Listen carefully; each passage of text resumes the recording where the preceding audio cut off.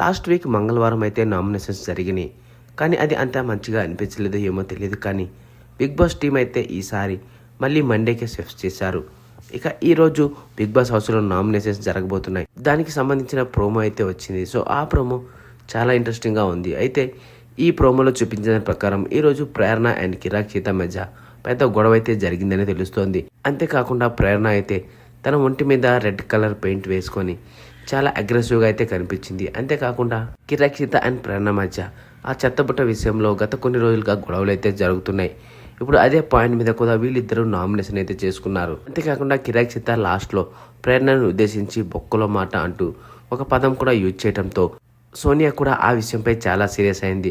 So ఈరోజు అయితే హౌస్లో కిరాక్ సీతతో ప్రేరణ అండ్ సోనియా వీళ్ళిద్దరూ అయితే చాలా పెద్ద గొడవ పెట్టుకున్నారు అని క్లియర్గా అర్థమవుతుంది. ఏది ఏమైనా ఈరోజు అయితే ఒంటి మీద పెయింట్ పోసేసి వాళ్ళని నామినేట్ చేయడం అనే కాన్సెప్ట్ ఆడియన్స్ని చాలా ఆకట్టుకుంటుంది అనడంలో ఎటువంటి సందేహం అయితే లేదు.